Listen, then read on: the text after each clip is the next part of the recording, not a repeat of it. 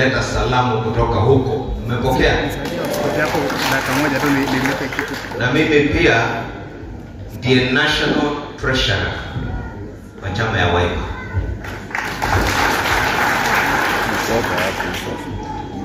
Kwa hivyo mimi nitachukua muda mfupi sana. Na nitaanza na wakili Njiro. Kuja hapa salimia.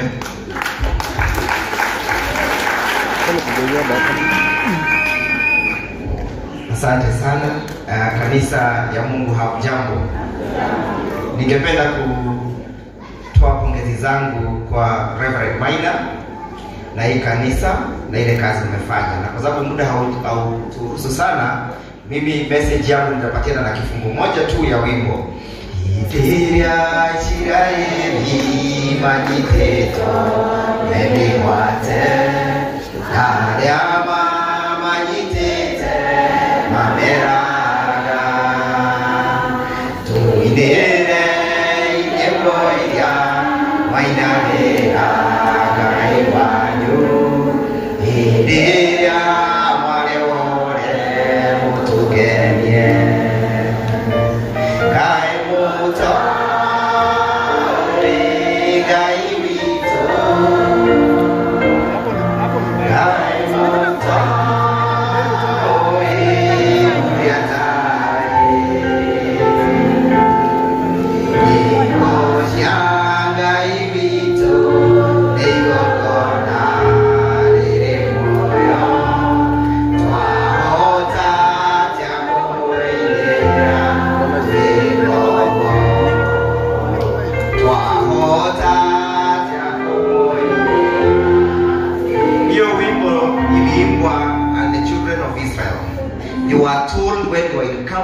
Babylon to sing the Lord's song.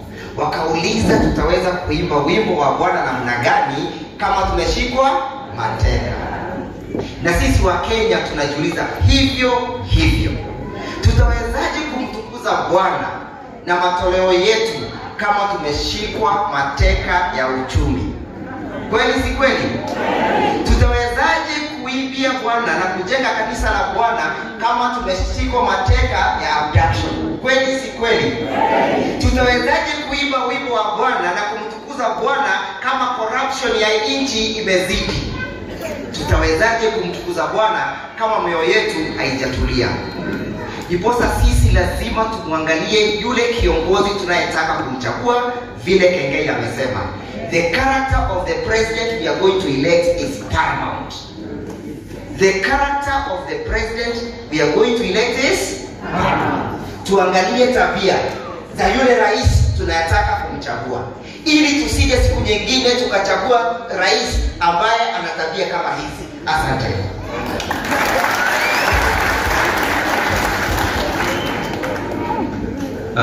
Mheshimiwa Oweru.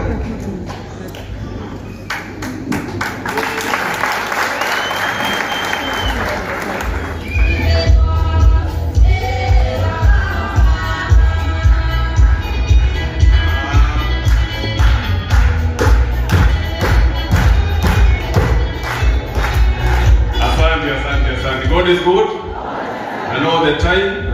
Muliagano ito. God is good and all the time. Asante. Asante sana. Your Excellency. Karibu sana kwa mlima na Maina. Asante sana kwa kutukaribisha hapa. Na waziri, unajua hapa kuna watu walikuwa wanasema wanataka kututoa kutoka Mount Kenya. Ndio nataka kuongea hiyo. Maina ni rafiki yangu sana. Na ndio mulinikanie uliokuwa ulikuwa naongea mambo ya muihoro. Ulinipigia simu ukaniambia kutakuwa na muihoro. Na hiyo ilikuwa nini? El Nino. Alafu ukapigia mimi simu tena ukaniambia tuombe kutapata ugonjwa. COVID ikaingia. Kwa hivyo mimi najua wewe munabii. Na Your Excellency aliniambia tena last year kwamba wewe utakuwa rais. Na akaniambia Mungu ameamua. Na mimi nikakuambia, mimi aliniambia hivyo, na pia mtu mwingine akaniambia hivyo hivyo. Kwa hivyo mimi naona rais wa Jamhuri ya Kenya ako katika kikao hii. Kwa hivyo the only thing we are doing is confirmation. Mimi nimesikia pia Njiru anaongea, na sitaongea sana. Mimi ningetaka kuuliza Wakenya, unajua tulipigana hii vita sana, na tukawaambia pale kuna shimo, na watu wa mlima tukazunguka hapa, tukaenda na kitu ilikuwa inaitwa kieleweke, na tukawaambia pale kuna shimo. Tukatoka hapo tukaingia Azimio, na tukawaambia njia ni hii, lakini nyinyi mliingishwa na hawa watu. Sasa mimi nataka kuambia wakati huu, tukiwaambia njia ni hii, mtafuata? Mtafuata? Nimuwetekera tumeni marĩa turi. Nimuwetekera mayangai. Nyoni na mo nimuwetekera. Nimuwetekera. Ile Your Excellency tunataka kukuambia, watu wa mlima wameamua. Na watu wa mlima, usipige siasa hapa. Hizi kura zote hizi ni zako. Wewe enda utafute kura pale pengine. Sisi kazi ya mlima tunangojea tu, tunafanya rehearsal. Turaugire tutigo support adu marora gasiana sito neguo. Neguo turaugire tutigo support adu marekate maraiya pesa cia muingi neguo. Turaugire neirie. Kwa hivyo Your Excellency, usijali katika mlima. Hiyo kazi ya mlima sisi tutafanya. Na tunataka kukuhakikisha siasa yetu, individual interests of Mount Kenya politicians and parties will supersede the interests of the people of Mount Kenya and the entire country. And we are going to make sure hatutagawanya, na tunajua kuna watu wanajaribu kugawa watu wa Mount Kenya. Tunataka kuhakikishia hatutakubali. Ya mwisho, Daniel, unakumbuka tulikuwa pale unaitwa nini? Mazishi. Unakumbuka mimi ndio nilikuwa mtu wa kwanza kusema mambo ya Gema. Unakumbuka? Nikasema sisi watu wa Mlima Kenya, ile A ilikuwa pale mwisho, ilikuwa ya nani? Wakamba. Na tukasema tutaunganisha watu wa Mount Kenya na watu wa Ukambani tuwe jamii moja. Na mimi nimefurahi sana umetuunganisha. Lakini pia ukimaliza national, pia utuangalilie mambo ya Nairobi. Hatutaki kuhangaika tena. Utupange Nairobi ndio tuweze kupata serikali ambaye sio wakora katika kaunti ya Nairobi. Tukubaliana? Nimwelekanie nani?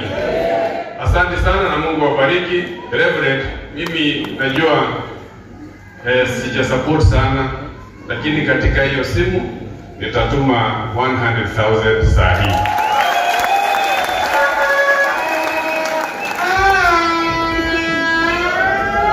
Asante Mheshimiwa Munyaka kutoka Machakos.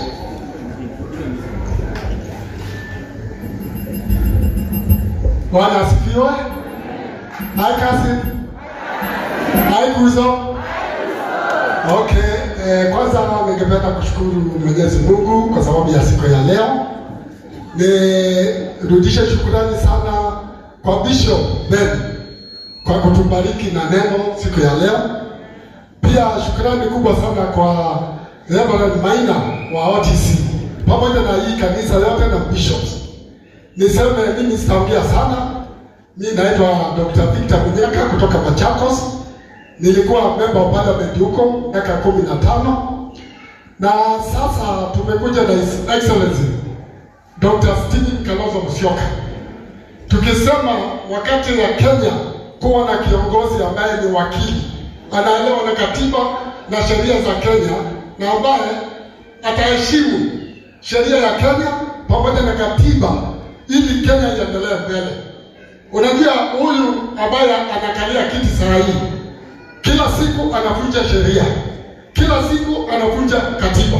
Ndio unaona watoto wanaolewa, ndio unaona wizi imekuwa mingi sana, ndio unaona makosa mingi iko katika nchi hii yetu ya Kenya. Kwa hivyo solution we have for Kenya is still Kalonzo Musyoka. Kwa hivyo tumwombee sana Your Excellency Waziri Eugene Wamalwa. Thank you very much for being steadfast in this fight.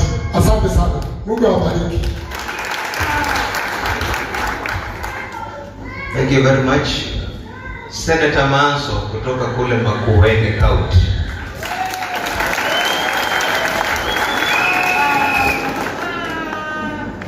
Sandy. Gaidu mwega. Naende shonga. Kwa majina naitwa Daniel Kitonga Manzo. Na mimi ni mtoto wa mtumishi wa Mungu. Nimeona watumishi wa Mungu hapa wengi. Ningependa kuwaambia hakuna siku moja utatumikia Mungu kwa uaminifu na watoto wako watalala njaa. Mungu ataleta baraka kama vile ameleta baraka kwa hii kanisa, maana yake nguvu zote ni za Mungu. Mimi nimeona baraka ya Mungu. Nimelelewa na Mheshimiwa Kalonzo Musyoka kwa siasa, nikakuwa mbunge wa Makueni miaka 10 na sasa Mungu akachagua tena seneta wa Makueni wakati Mtula alienda kuwa gavana. Ningependa kusema tumeshukuru sana kuja hapa na tukaona baraka ya Mungu na miujiza ya Mungu. Reverend Maina, hii kanisa ni miujiza.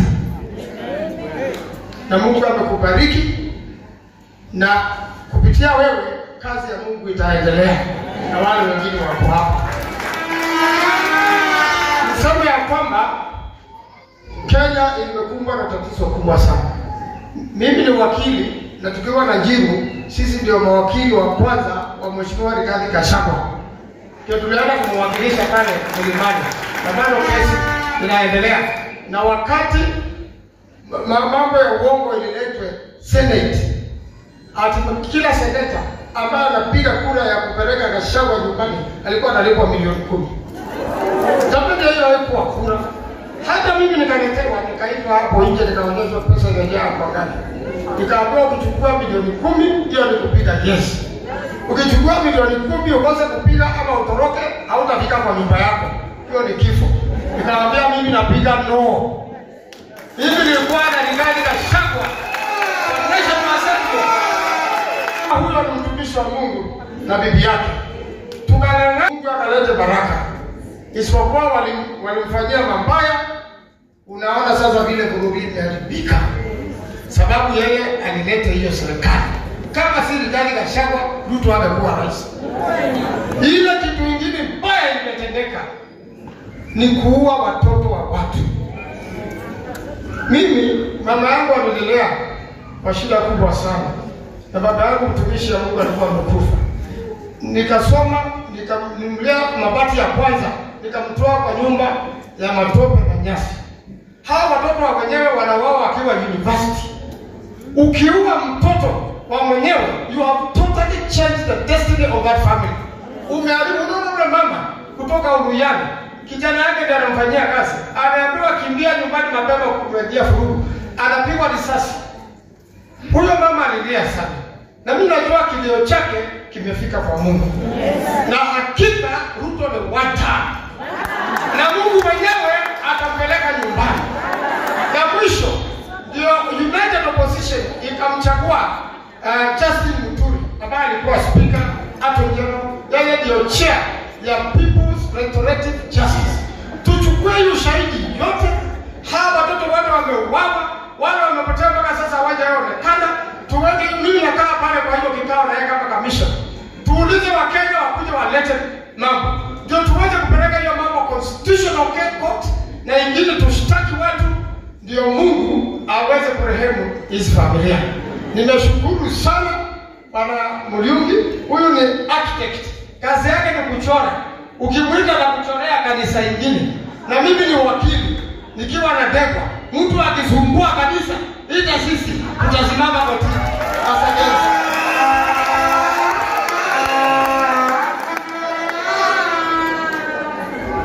Asante sana Senator Manzo. Before nialike Waziri Eugene Wamalwa, mimi nitasema tu moja. Number 1, congratulations this church.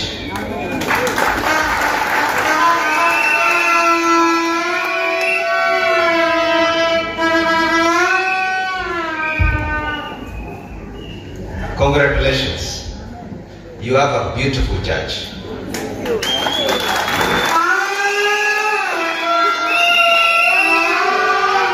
Kama vile Senator Manzo amesema, mimi kazi yangu ni kuchora manyumba.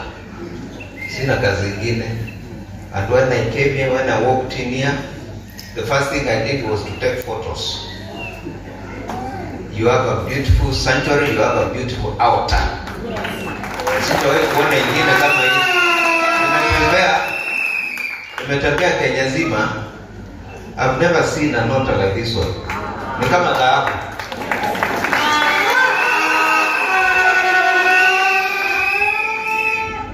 So you've done well.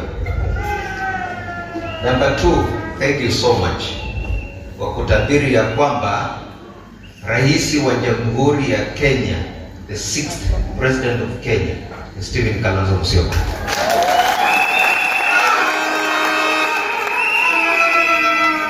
So anzeni kuzoea. Anzeni. Wale watapata opportunity kwa picha naye.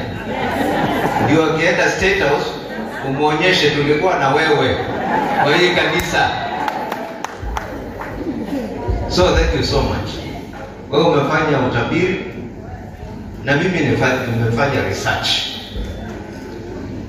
Na research yangu imenionyesha ya kwamba hakuna rais wa Kenya ametawala bila kura ya Mount Kenya.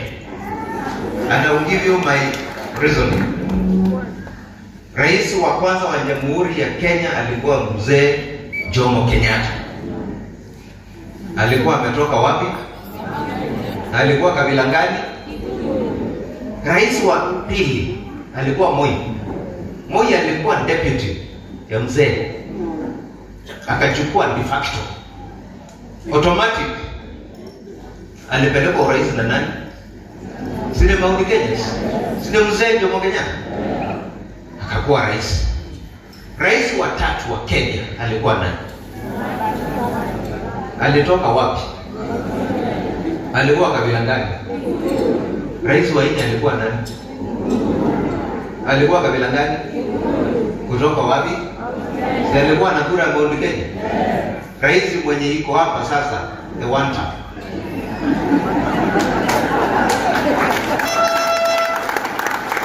Alipelekwa Ikulu na nani? Na nani? Kwa hivyo thank you so much Reverend Maina, because wewe umeona, umetabiri, mimi nimefanya research na research yangu nimeconfirm utabiri yako ni ukweli.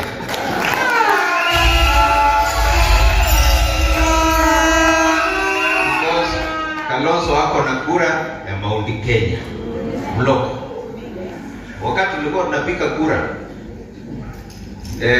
ukataa Gachagua uvutwa na Kasongo.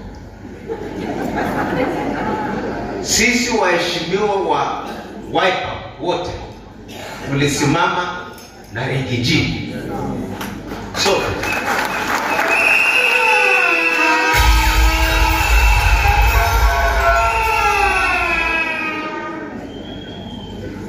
kwa hivyo mtarudisha mkono. Mtarudisha mkono 2027. Wale watarudisha, onyesha kwa mkono. Hapa ni one term ama ni two term? Ni one term ama ni two term? One term. Asante sana, Mungu awabariki wengine wa mama.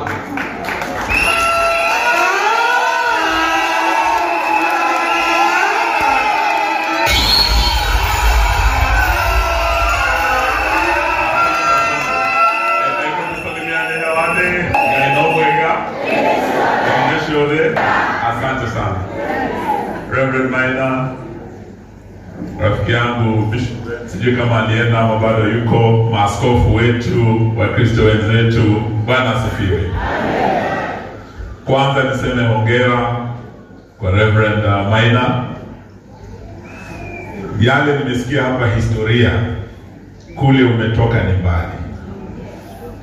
Na wanasema ya kwamba umbali umetuleta, kweli wewe ni nani? Ebeneza. I think this is a true case ambayo unaona mkono wa Bwana kukutoa mbali kutoka kule kwa hema kwa OTC uje paka hapa kwenye hekalu as beautiful as this. And I agree with the architect. Nimeona makanisa mengi hata kule Europa, sijawahi ona hekalu as beautiful as this.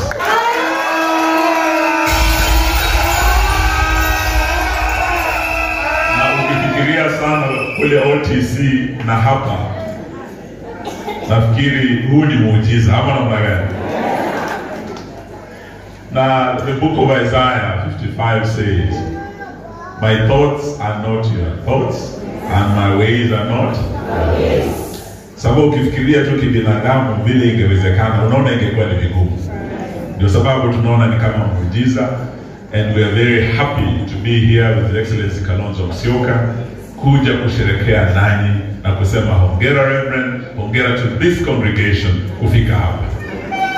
So we are happy to be here today. Lakini kile kimenifurahisha sana ni kwamba hatujakuja tu kuwa nanyi, lakini pia tumekuja kuwa mashahidi wa a great prophet. And today we've had a great prophecy. Rafiki yangu Dennis ameambia alisikia ule unabii ulikuwepo hapo mbeleni even before COVID-19, and it came from this same prophet. Mimi nimekuwa waziri wa uhuru na rafiki wa uhuru sana. I can tell you today, kama kuna wakati tulipata a serious challenge kama taifa, ilikuwa wakati wa COVID-19. Mataifa mengi hata kule ng'ambo were overwhelmed, na kama tungemsikia huyu nabii hata kabla COVID haijakuja, I can tell you would have been better prepared to deal with that pandemic.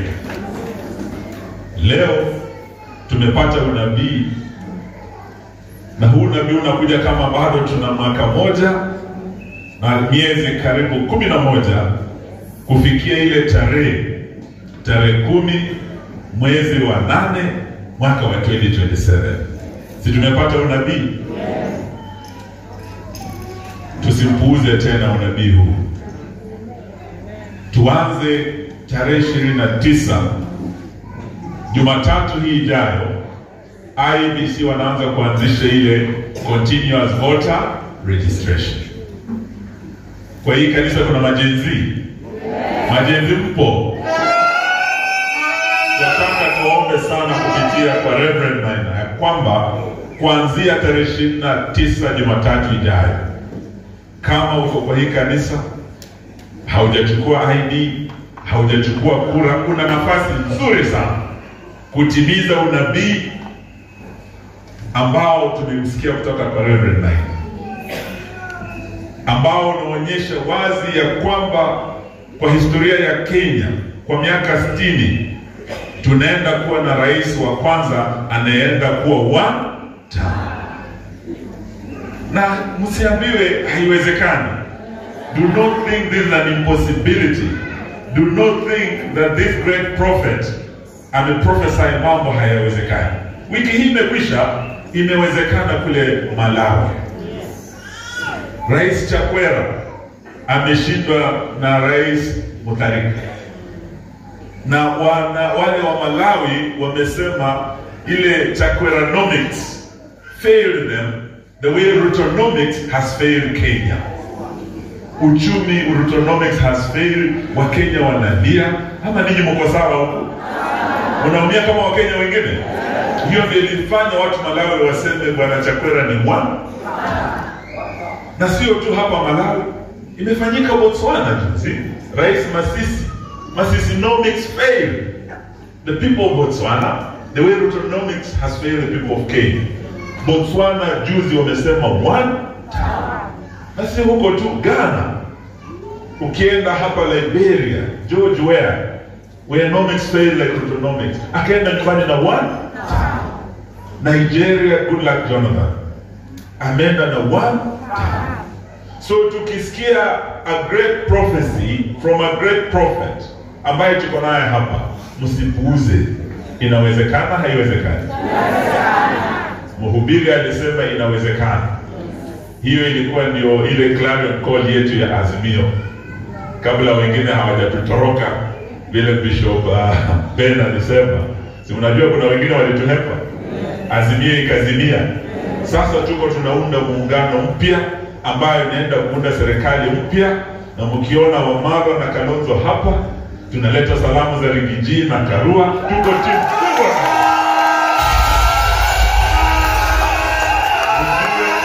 Mjue ya kwamba serikali mpya kupitia muungano huu mpya iko inaundwa, and we need your support for this prophecy to come true.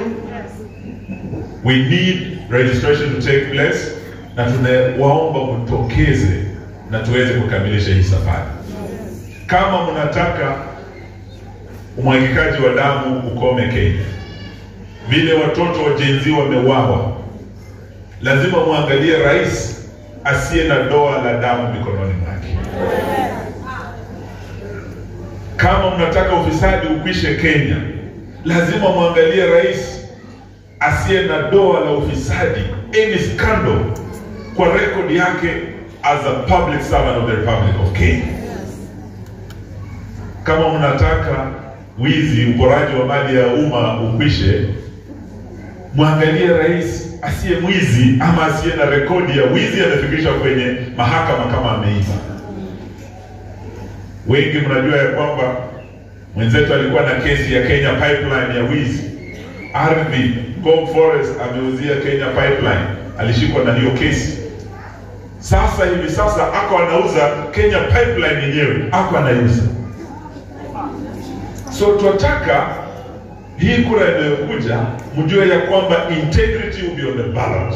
We must have a God-fearing leader who has a clean record, asiye na damu mikononi mwake, ama ufisadi, ama wizi, ama ukabila. Na anaweza kuwa nanyi hapa siku ya leo hamuna habari. Sijui kama una habari jamani. Mtuombe, sisi tuko tayari tutembee pamoja. Kanisa muli contribute greatly to this presidency. You prayed in this man. You have the powers to pray him out. Alisimama kwa bega la kanisa akaingia, lakini pia alisimama kwa bega la Mlima Kenya akaingia. So tuomba tutembee pamoja. Nataka nipeane nafasi kwa Mheshimiwa Kalonzo aje wasalimu, na niwaombe ya kwamba tuweze kutembea pamoja. Reverend Maina, thank you very much. Niliambiwa nikifika kwa kanisa lako, maombi yako yanaenda direct mbinguni.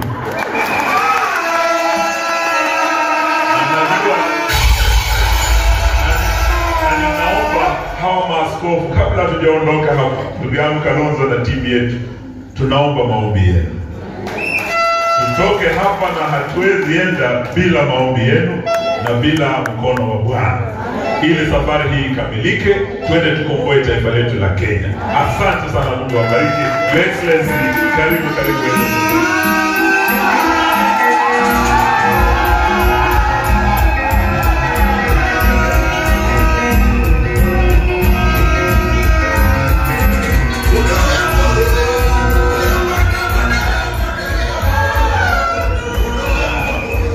We can hear that one. Ndungu, Eze Ndungu. Who is playing that one? Thank you.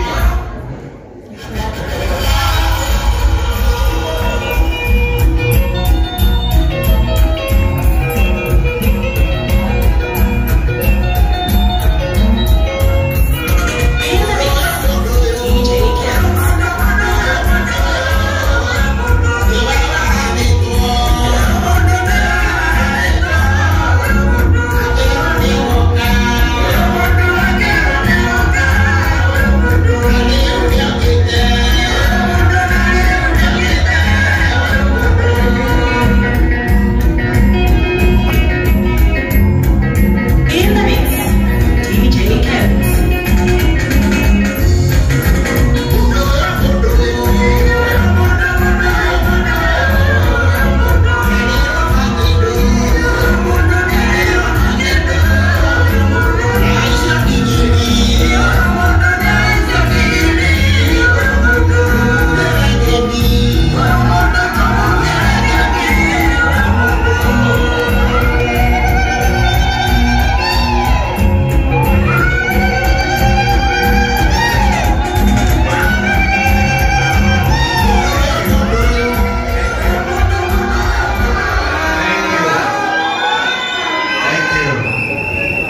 Yesu asifiwe.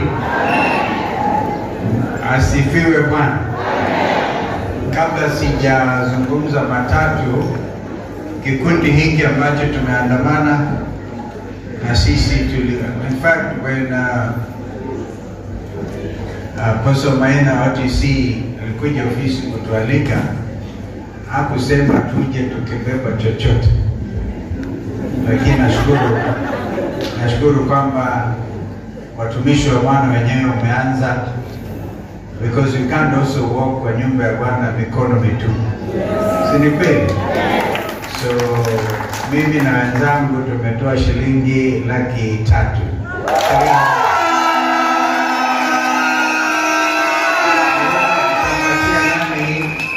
Tampatia nani? Maybe Mubea.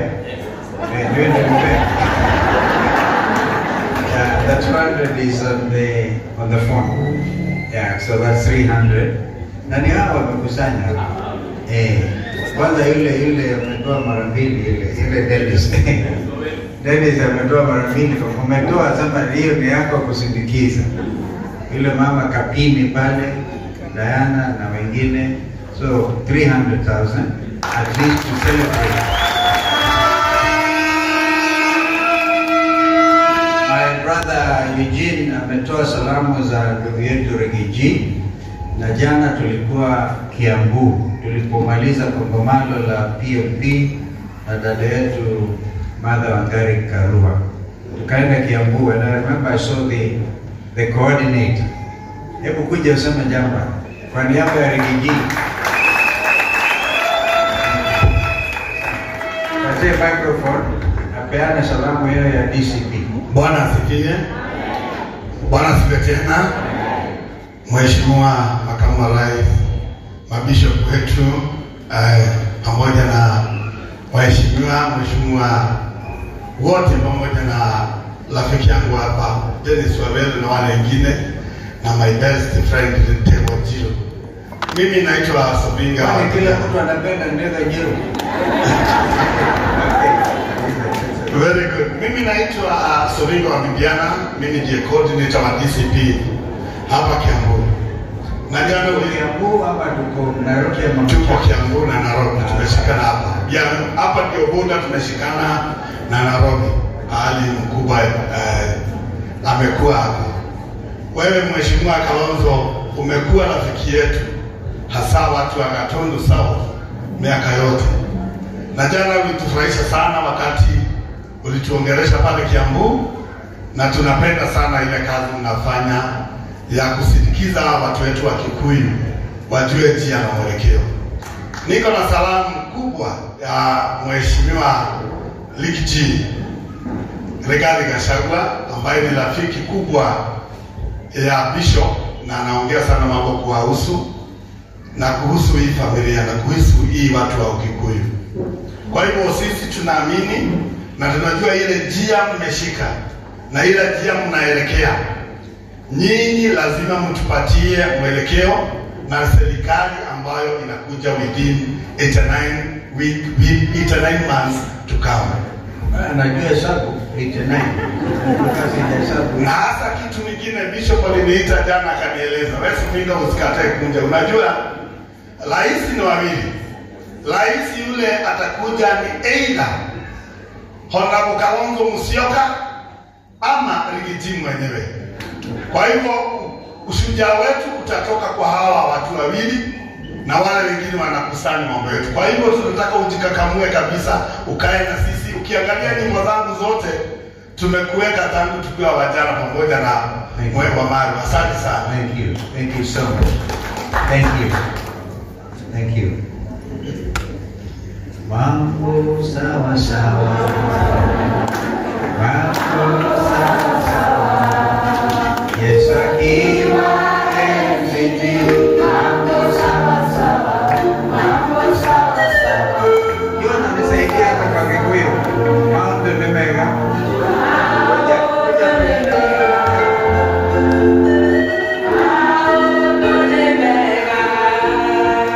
I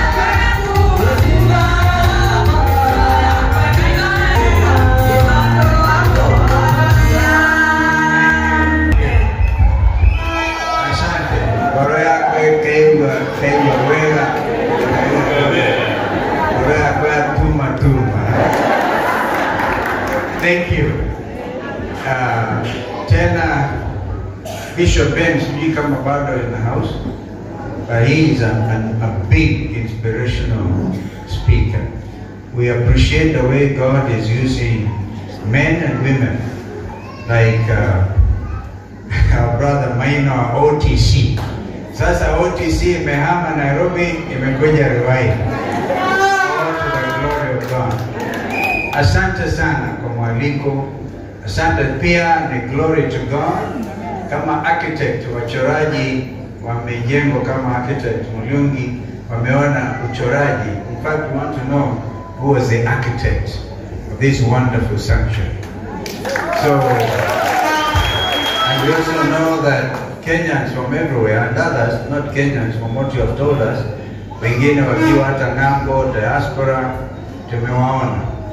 Siku hizo wa Kenya wanashiriki sana, mahala popote walipo ulimwenguni, wanashiriki mambo yao nyumbani. And kama vile ndugu yangu Eugene amesema, kuanzia Jumatatu, all the diasporans, tunajua wanataka watu wa diaspora kawaida wanapiga kura in Washington, I think in London, vituo vichache sana. Wanataka sasa vitambazwe, mtashangaa kwamba Wakenya walio ng'ambo na kwingineko. Kwanza wale wako hapa upande wa Qatar na Dubai wakifanya kazi na Emirates, wengine Qatar Airways na wengine, na wale wako Marekani. Tumesikia rafiki yetu akitoka Georgia, Atlanta, na wale wengine ni wengi zaidi ya milioni 2. Na hao wakishiriki mambo ya uchaguzi kuimarisha demokrasia ya nchi yao, tutaona kwamba Mungu atatuonyesha vile mapenzi yake yalivyo. So I want to thank you. And I thank you. Tumeona other spiritual leaders, fathers in the spirit, viongozi wa makanisa. We know, mimi maombi yangu ni kwamba tusiangazie yaliyopita. Wahenga walisema yaliyopita tuyagange yaliyomo na yaliyoko. Kwa hivyo tusije tukasema tulikosea hapa, hayo sasa tumechoka.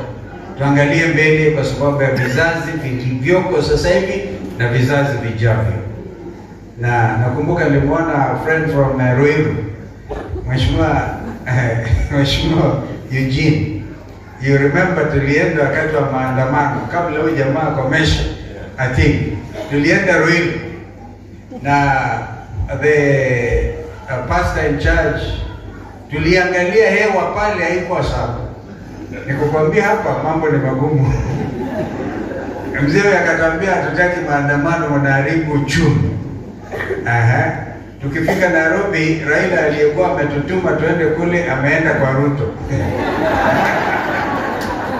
Na akasema mimi na Kimani Ichung'wah basi tukateuliwa kuangalia mambo ya shida wakati huu. Kwa hivyo kila wakati Kenya ikiwa na shida, kwa sababu sisi tunaamini Mwenyezi Mungu, tutashikamana tena. Ndio jana tulikuwa ufungamano mahali pa historia pia.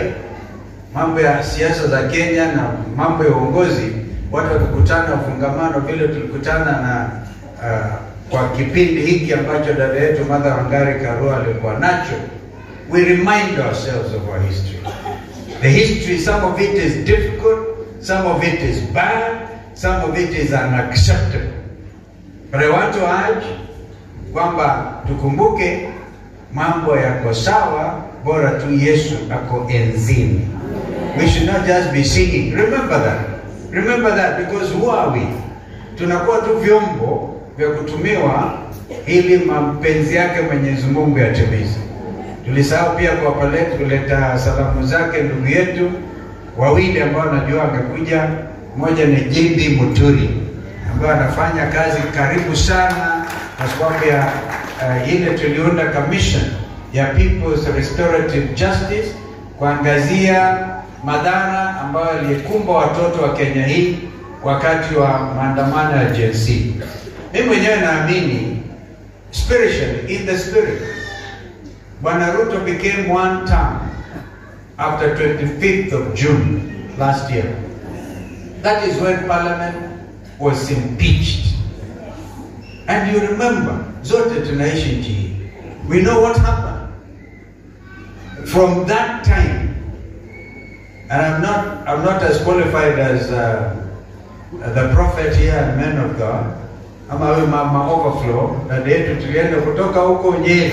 Huyu anatoka karibu sana na kwa mzee Kibaki. Tunamuita mama Overflow. She's also a prophetess. We know in the spirit world things changed. And they can never be the same. There's no way mtakuja sasa kuamsha wale watoto. No amount of compensation monetarily. Although as lawyers, we will go for exemplary damages. There's such a thing as exemplary wakili Njiru. Kama mwanasifu wakili Njiru, mimi ndio senior yake. And he knows you go for exemplary damages. Ili liwe funzo kwamba huwezi kuua watoto na kuamini life is normal after that. Rais juzi ametubuliwa mamlakani, Prime Minister huko nje ya Nepal. Nepalese ni watu not very tall, wanafanya kazi kwa nchi ambazo sio Nepal yenyewe, na mji mkubwa wao ni Kathmandu, karibu sana na India. Akatimuliwa mamlakani juzi after only 70 people lost their lives. Kenya hii tangu 2023, 2024 peke yake, na hata kabla ya kuangalia huko nyuma, ni watu wangapi wa Kenya wamemwaga damu kwa sababu ya siasa? Mtaweza mkashangaa. Kwa hivyo we have to change it. We have to mean, na hiyo change lazima ianze kwa mafikra yetu. Sisi wenyewe tuanze kuchange. Niseme never again shall we hear, kwa mfano akisema 40 tribes against one tribe. It will never happen again. We are all Kenyans. It cannot be kwamba you demonize a whole community in order to remain in power. Kanisa, hear me. Church, hear me. Hear me. You have to lead the way again. There was such a thing as a remnant of the church. Wakati watoto wa Israel walitekwa nyara, as wakili is singing, how shall we sing the Lord song in a strange land? This is like a strange land, and yet it is our motherland. This is why, Prophet, I thank you for even highlighting the significance of our national flag, bendera yetu ya Kenya. Wakati basi inakojolewa, Wakenya wameanza kuamka. Watoto wachanga wanakojolea bendera, wanatulia mbali, Wakenya wameamka. They are beginning to see, even if, biblically, you can define inchi kama inchi ya Libya, specifically mentioned in the Bible. Mimi mwenyewe nilienda nikasoma inchi ya Cyprus. Mahali Paul alikutana na Bar-Jesus akamweka blind. There are countries like Cyprus, specifically mentioned in the Bible. Libya, Ethiopia. Now Kenya is described as the land beyond the rivers of Ethiopia. It doesn't specifically mention Kenya. Lakini sasa we have become a nation. We had one of our brothers akisema, I think it was Ben, Bishop Ben alienda Uingereza, anaona wale walichora bendera, walichora our own map ya Kenya. So we are within the community of nations, a respected community called Kenya. So we have to guard our nationhood. And as we guard this nationhood, we are not going to guard community nationhoods. It's a nation called Kenya. Nchi ambayo tunaipenda. Therefore tukiona bendera zetu hapa, we know that God is blessing this land. And thank you for the ministry of our brother Maina wa OTC. Rafiki yako mwingine, you don't have to stand. Me, I'm a human mortal man. A man of God cannot stand before me. So wewe utaketi mpaka nimalize nende zangu, alafu chukue mamlaka. That's why I'm saying, where we have gone that kind of excesses, kama kusema hapa maneno ambayo sio ya biblical, utatuombea alafu Mungu atatusamehe. Kama sivyo, lazima tusamehe kila wakati. Kwa sababu tukisimama hapa, Kalonzo anasimama and you all stand, and we know this is a sanctuary I've named. Look at how beautiful it is. One of the most beautiful sanctuaries. Remember the children of Israel were building the second temple, the first temple. Kumbuka David himself, because alimwaga damu, was not allowed to build the temple. It took his son Solomon to do so. And you know, dhahabu yote, kumbe wana wa Israeli, wakati walitoka Misri, walibeba, kumbuka when the firstborn, and I'm not preaching, walikuwa watoto wameuawa, firstborn. Ndio sasa Egyptians wakaambia wana wa Israeli, take whatever you want, utuondoke, hatutaki tena. Nyinyi sasa kuhama. They were clever. Wakati walihama na dhahabu, walibeba vitu vingi. That is why when they are now building the temple, they were doing it like unto God. Remember David himself, Mungu ingawaje alikuwa na madhambi mengi, he was a man after God's own heart. So let us all create conditions where we love each other. Na lakini hata hivyo wakati mwingine wa mapambano yakiingia mambo ya siasa, because that is what it is. We will differ, we'll agree, but at the end of the day, this country must remain united. This is where one athletes wanatushinda sisi wanasiasa. Wakikimbia kule, unaona mtoto wa Kenya ndio huyo ni Chebet, ni Faith Kipyegon, wanaleta dhahabu nyingi. Mtu mmoja wa Botswana relay walishinda. You know what the president of Botswana did? Wakati nchi ya Botswana alishinda relay, I don't know how many of you noticed, he declared a public holiday to honor those athletes. Kwetu hapa tunaona kuna jambo la kawaida, watoto wanakimbia, but they bring national pride, and we have to learn that lesson. Naomba nikome kwa kusema, man of God, we honor your work. You started humble. You know, it's biblical.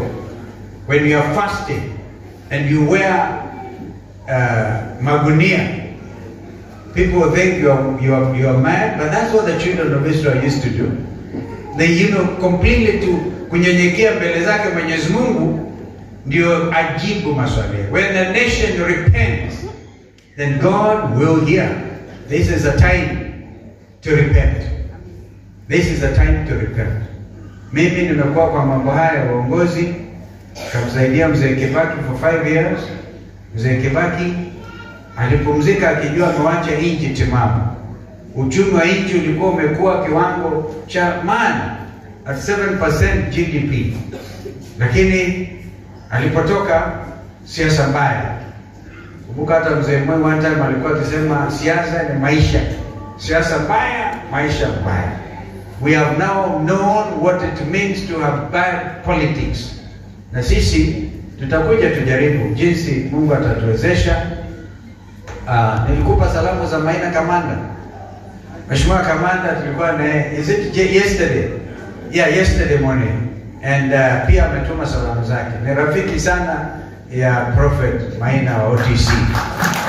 So we are all looking up to this. And I can see a great future. This is just a beginning.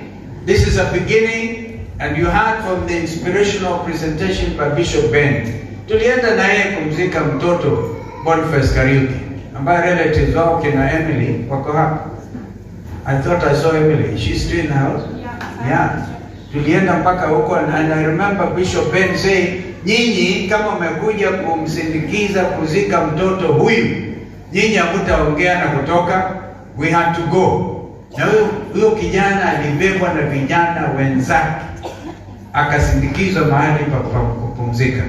This is painful, very painful. You cannot compensate human life, and this is what the country has been going through. This is what I'm saying. Mamlaka ya uongozi uliopo yaliisha 25th of June mwaka jana, because hakuna jambo moja wamewahi kutekeleza kwa yale mahitaji ya vijana Gen Z. Kwa hivyo watoke Jumatatu, wachukue kura, and then tuimarishe demokrasia yetu, and this country will look better. You know, although sometimes the Nigerians seem to overdo us, particularly in the evangelical world, it was prophesied that Kenya was going to become the springboard for the spread of the gospel of Jesus Christ across the African continent. Men and women, take up this challenge. Take up this challenge.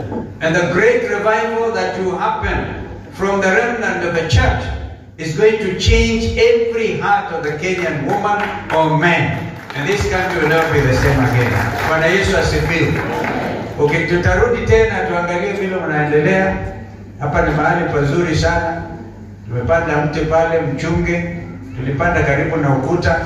Ukiona una mizizi inasonga mbele tutakuja tuhamishe. Hamtahamisha mwembe wangu, mtakuja mimi nihamishe. Pengine utakuwa na matunda na tupande miti. And this is going to be the time for Kenya. Seeing these men of God, men in these costumes, I now know God is with us. Lakini sasa hii tusirudi nyuma, kila mtu aongee ukweli as we know it. Na jameni, msiongwe kwenda Ikulu na kufanya Kibaki for the 5 years was in State House, got everybody pesa ikaingia kwa mfuko. Hakuenda akawapatia Ikulu, anawapatia njia, the best way, mpatie mwananchi Duano aende akajitafutie samaki, na sio wewe kwenda kuchukua samaki unaweka pale. Ni hata kukosa heshima ya walimu wetu. 10,000 walimu anakuja wapatiwa 10,000, lakini they have taken the Rigiji very serious. Hiyo pesa 10,000 hawakwenda nayo nyumbani. Walikula huko, wengine pale Kagio pale Kenyaga walienda ukaoda ugali mkubwa sana kama ile wajaluo Mwanikeni, wakakula ugali. Hiyo pesa, because it is true inside your spirit, unajua hii pesa si halali. And this is not the way to run a nation. I was foreign minister when Mobutu Sese Seko was the president of the DRC. Alikuwa anabeba mishahara ya wafanyikazi kwa gari yake. Unaenda unalipwa. It cannot be like that. We have institutions here ambazo zingine zimetekwa nyara, zingine zimeharibika. Wananchi wa Kenya wanakuwa, heshima yao inaregeshwa, inakuwa reduced to the extent that unaona wewe uende ukaombe pesa kwa Mheshimiwa Rais. Haiwezekani. Yaani utukufu ni wa Mungu. Hata Moi ilifika mahali akasema usiniite mtukufu Moi. Utukufu ni wa Mungu. So when we come to the sanctuary like we have come today, we have also tunyenyekea. And narudia kwa kukamilisha, kama tumeenda excess, kama vile yule mheshimiwa mmoja alisema muinue mikono muonyeshe kama mtasupport Kalonzo, hiyo mimi naomba msamaha kwa niaba yake. Tuko kanisani. Hiyo tutauliza kweli. Ama namna gani? Tuko pamoja? Nimewakasirisha? Tabitha Motero umenisikia? Ni kikundi inaitwa Mkamama. So this is it. We now must distinguish. When we come before the sanctuary of God, we come kwa unyenyekevu na kuheshimu the man of God. May God prosper your ministry. May you continue to be the beacon of hope and to show the country the way. Remember in the Old Bible, in the Old Testament, the role of the prophet was very significant. It was actually that before wana Israeli walienda wakamrudia Mungu, they said they want a king. Wakampatia Saul. Because Saul hakuwa chosen by God, wana wanalia tu. The nchi ilikuwa inaongozwa na manabii and men of God. Kwa hivyo Bwana Yesu asifiwe na abariki sana. Thank you.